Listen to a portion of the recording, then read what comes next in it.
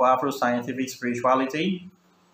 My name is Ife West, and I'm from Nigeria.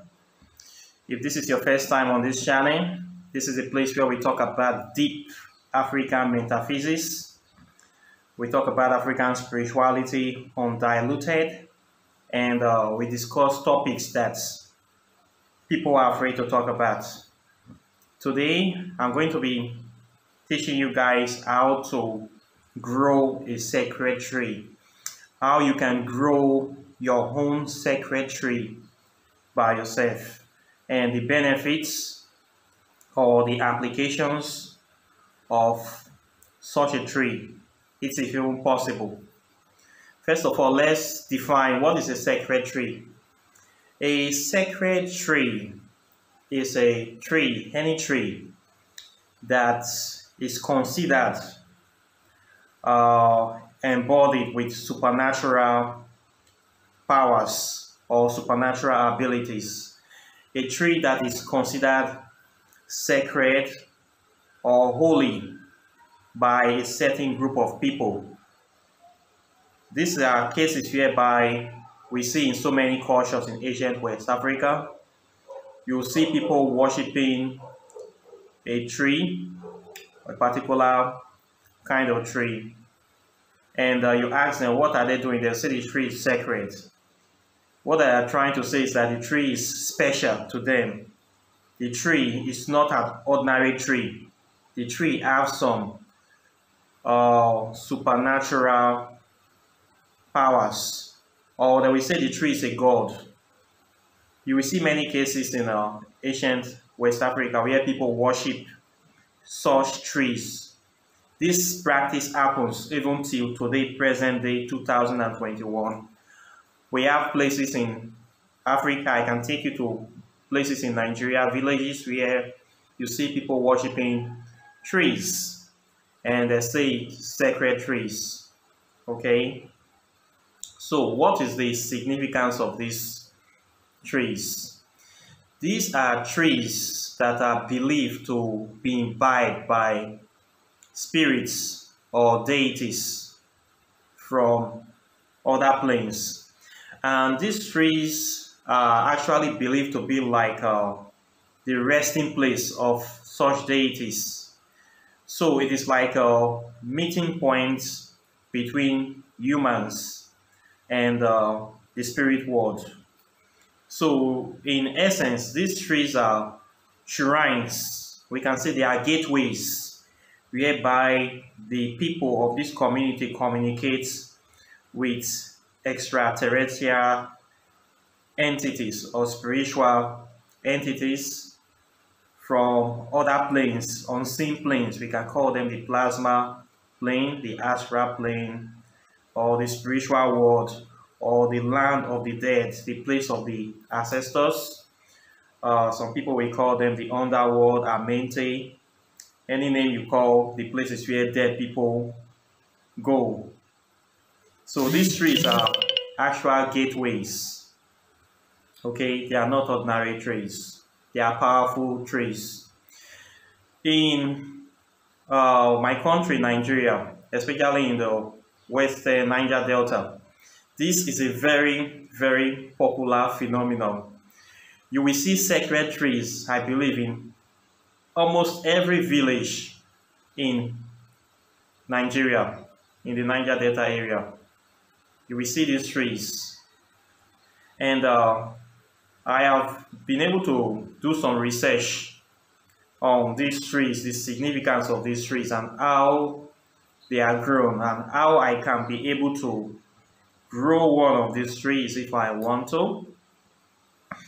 And the information I got is that for you to create a sacred tree, it actually depends on what you want the tree, the kind of relationship you want to have with the tree. And from what I got, you can actually use any plant. Every plant is sacred. Every plant, just like everybody is special, every plant is special. They have their own unique properties and abilities, but there are some that are suitable for certain things due to their unique nature. So some are choosing above others. Okay. This sacred tree phenomenon, it is not only found in Africa, by the way. We have seen this in some part of Asia. We have sacred trees, people venerating such trees. Even in Europe, we have this tradition. We have different kind of trees that have been considered sacred or spiritual.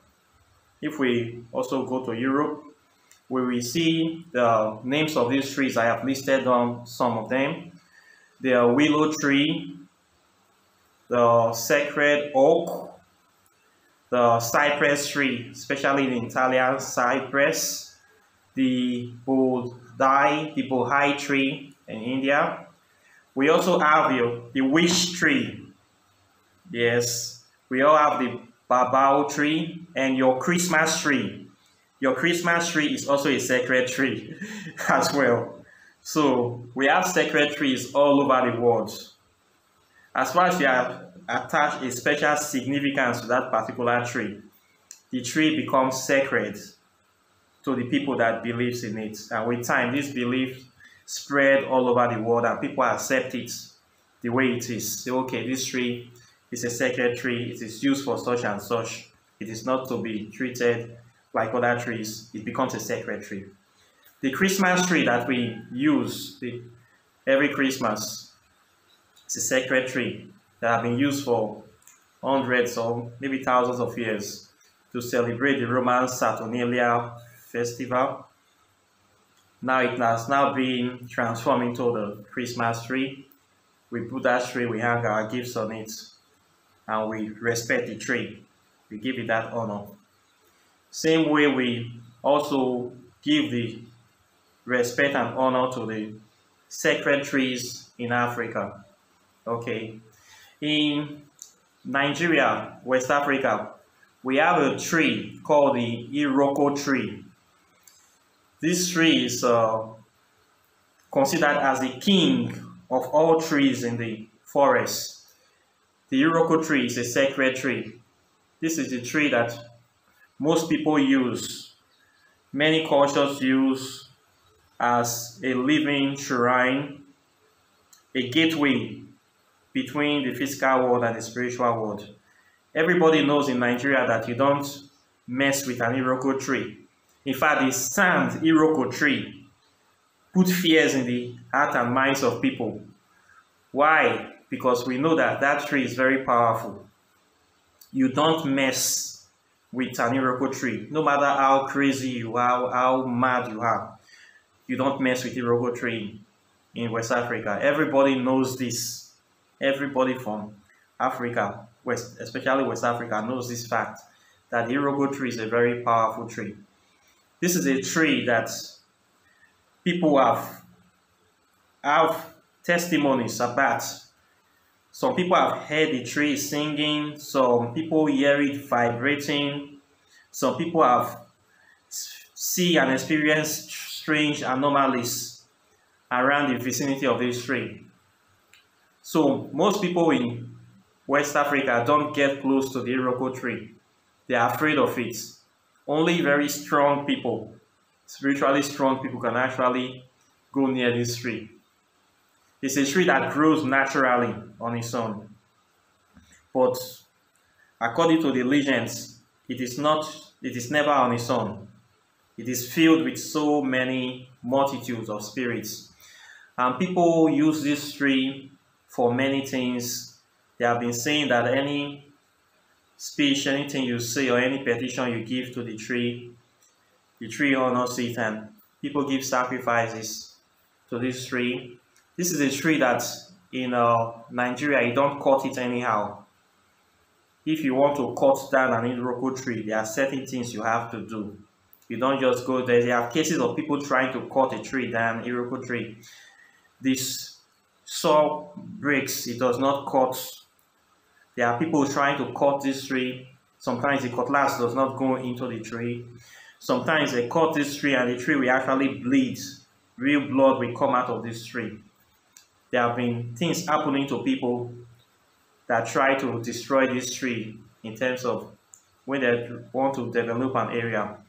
This is a tree that people know that you don't mess with. There are other trees as well, but the Iroko tree is the main tree in Africa. They call it the African talk. The botanical name is Mycelia excella or Chloroparo excellia or Chloropora regal. Then they call it the African talk. They call it the Itulu tree, the Kambala moraria, the Muvuli tree, Hodum tree, and Tule tree. The Igbo people call it the Oji tree.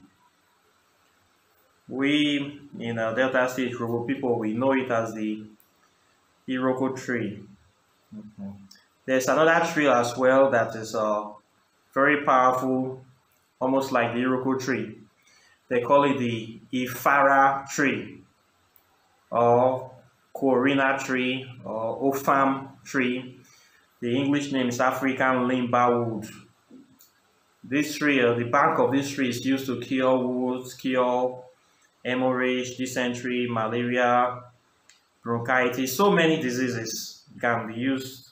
You can use this tree to cure, just like the same with the Iroko tree.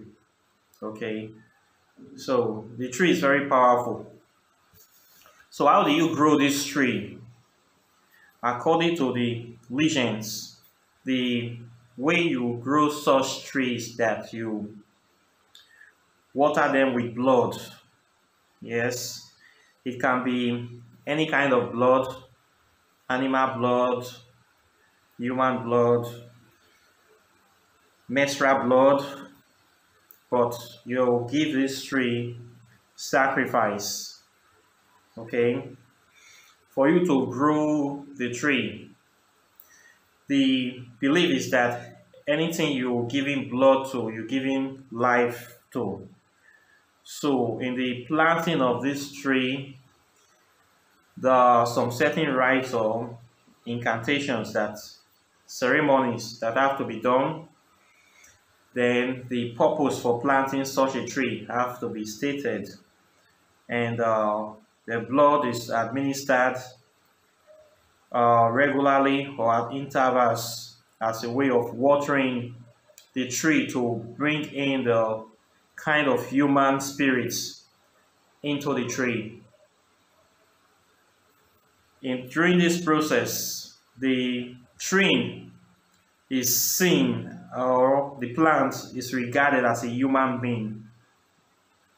So based on this fact, life is given to the tree. So the tree kind of have a human spirit inside it. So it's like a human being in a tree form, or a human being that is trapped, human soul that is trapped in a tree. As a result of this, the tree can be able to communicate with humans in a way that people can easily understand. So that is the general idea of the sacred tree. So I did researches and I discovered that giving blood to plants is not new. People have been doing this for hundreds of years. And even modern science, I discovered modern scientists that have been also using blood to fertilize plants. They call it blood meals. These are bloods that are harvested from slaughterhouses that are solidified, and they are used as fertilizers for regular plant growth. And they say that it goes well with the plants because the blood contains nitrogen, phosphorus, potassium, iron, and many other nutrients that plants need to grow. So modern science are using blood as fertilizers currently for plant growth. So we can actually use blood to grow plants. Okay, so by diving deep, I was able to gather that the best kind of blood that is really needed for such kind of operation is actual menstrual blood from women. This is due to many reasons. That's spirituality.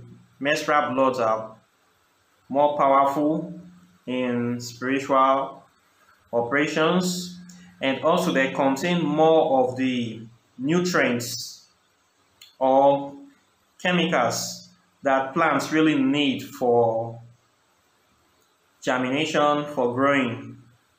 So they are the best kind of blood to be used. And this scientific research that I went through also stated this fact as well, that menstrual blood is very good for growing plants, but risks there should be also considered due to the fact that it can be a breeding ground for bacteria once it comes out of the body. So care must be taken in using it to grow your plants, and it also have to be diluted with water to reduce the blood concentration and also to reduce the attraction to flies in your house or wherever you want to situate this sacred tree or plants. And I have seen studies of the plants that have been nurtured by menstrual blood, and they seems to be doing fine. I have never tried this experiment by myself, but people have tried it. So I went through their research, and I believe that it's very possible. And based on the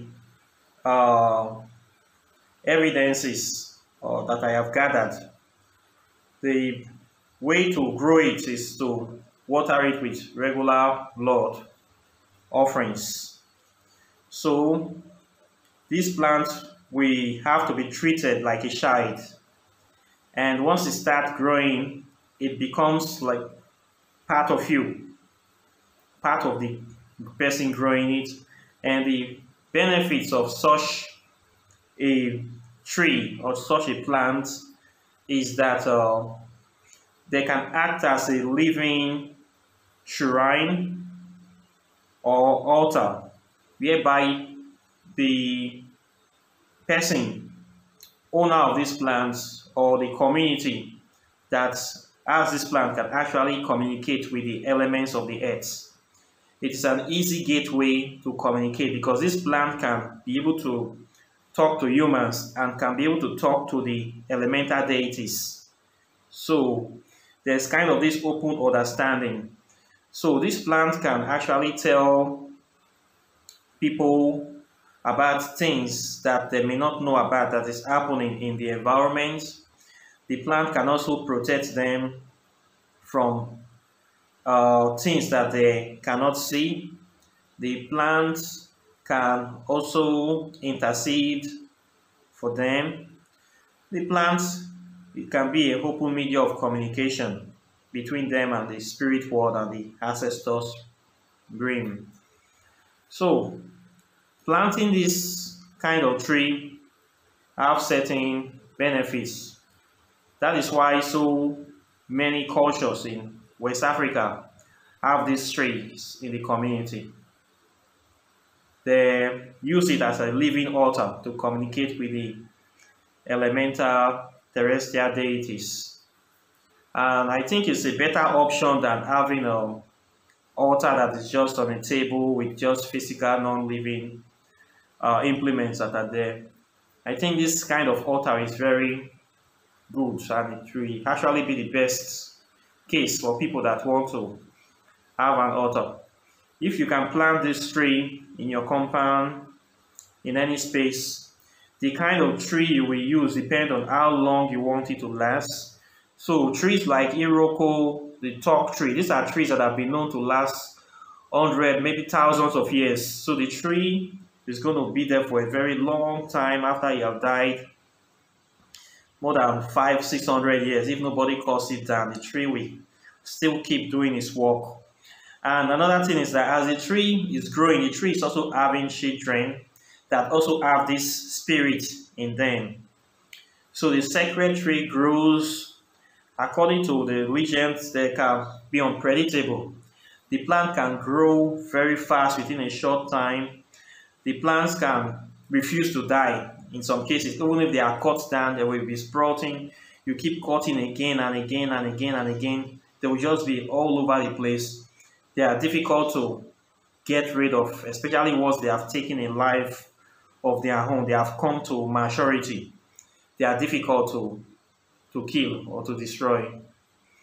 These are plants that you can actually put in your house. They can act as a protection against bad people, armed robbers, or bad people coming to your house, like strangers. You don't know their intention.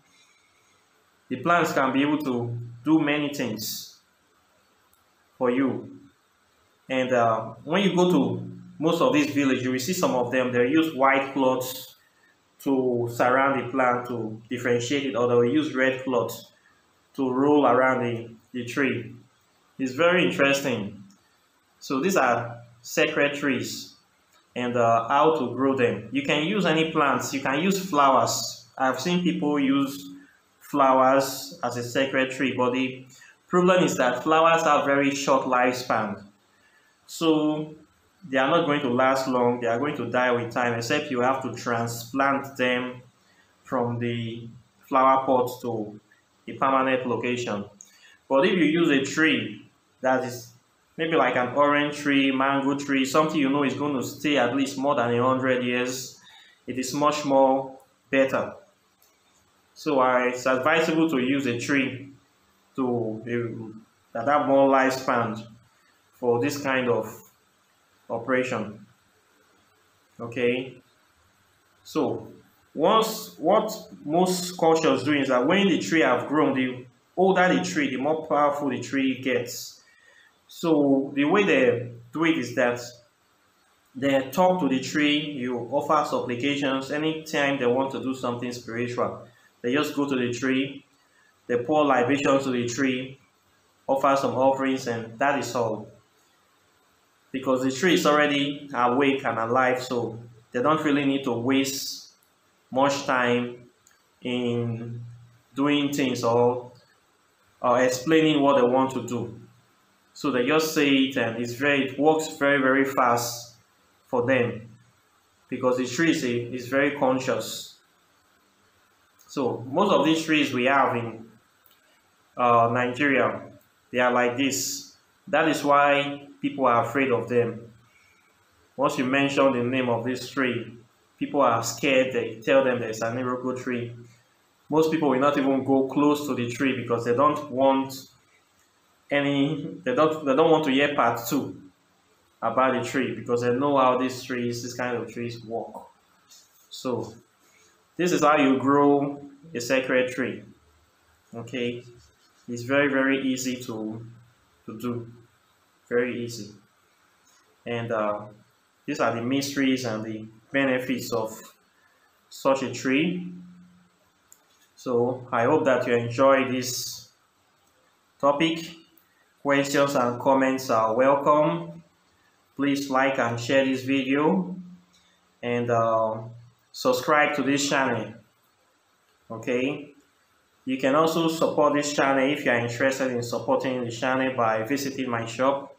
I have a clothing shop where I sell spiritually inspired designs on steel spring. You can be able to patronize that shop and see if you like anything there. So I put the link under this video. So I'll be seeing you in the next video. Take care and bye.